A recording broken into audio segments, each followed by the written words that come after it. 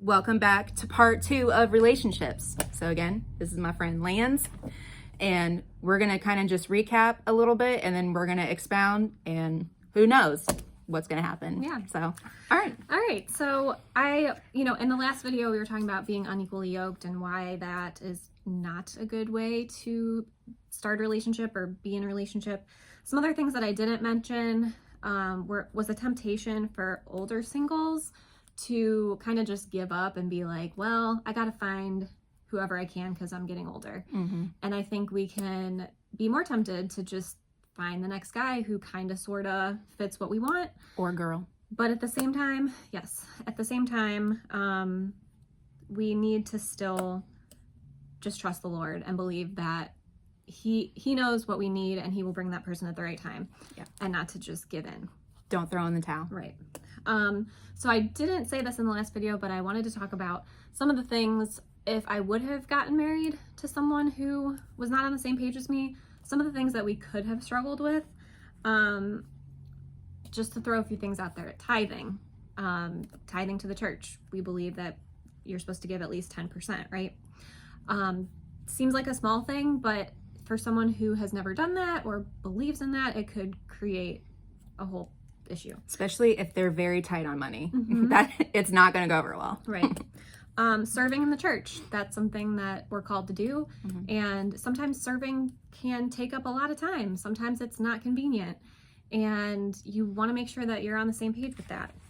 And most importantly, what to teach your kids. This was something that I always worried about when I was in my relationship was how were we going to teach our kids in such a way that they really were strong in their faith if we both weren't strong in our faith? And they're going to be confused. Like, do I do what mom does or do I do what dad does? Mm-hmm.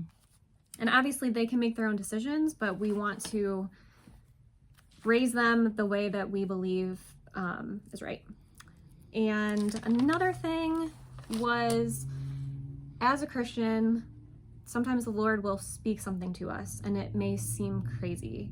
He may tell us to move somewhere we would have never dreamed of moving or do something that just seems ridiculous. And if you're not unified with your husband or wife, that's going to be a huge issue. They're going to think you're crazy probably, Mm-hmm. and it's probably going to create a lot of tension.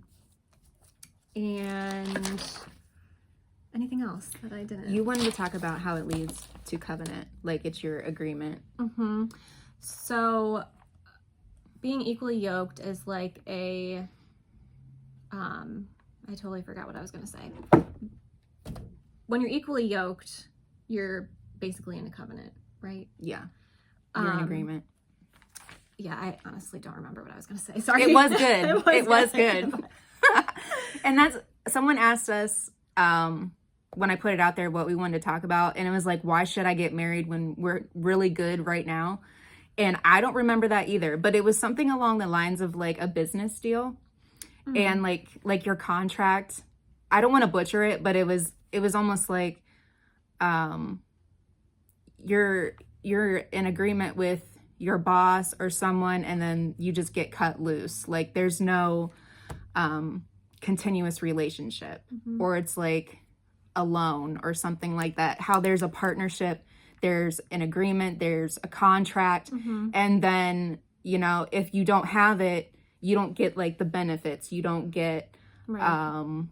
Yeah. And I think, go ahead. The thing that I kind of wanted to talk about was that if you make a covenant with someone who you're not unified with, so here's what a covenant is. It's a relationship between two partners who make binding promises to each other and work together to reach a common goal. They're often accompanied by oaths, signs, and ceremonies. They define obligations and commitments, blah, blah, blah. So I think the thing I just wanted to stress was that a marriage is a covenant. Mm-hmm. And it's a binding process, and it's not like you can just get out of it whenever you want to, even though a lot of times in society, like, we make it seem that way.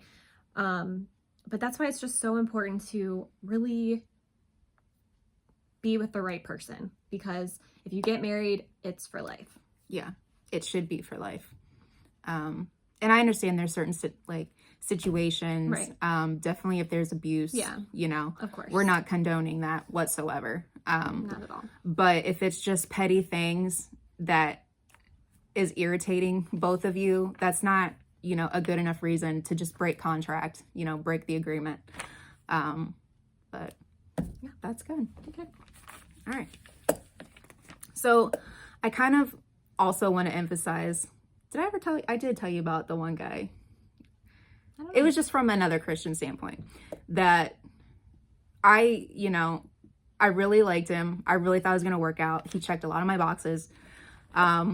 We both believed the same things, but at the same time, he wasn't as committed to his faith. And so, and I wanted to make it work. I prayed, but I never had that good feeling. And so, and like what Lindsay had said, like, even though you both may be Christian and going, believing the same things, if you're not going to be committed and really focused together, then forget it, you know?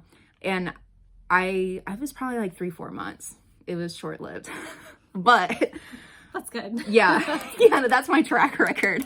10 years wasted. But yeah, everybody but like him was, that was unequally yoked. This one, we didn't have the same thing. I thought he was serious about the Lord and he wasn't. And I just broke my pen. But yeah, sheer frustration. No. But don't settle. I could have settled and I truly would be miserable. And it just would be very stressful. So again, if you're dating and it may seem like everything's okay, but there's still that feeling in your gut, go with your gut. So that's usually the Lord talking to you. Get out, run. Okay. All right. Random now. Actually, we'll wait for the randomness because we're already almost at 10 minutes. So this concludes part 2. Thanks.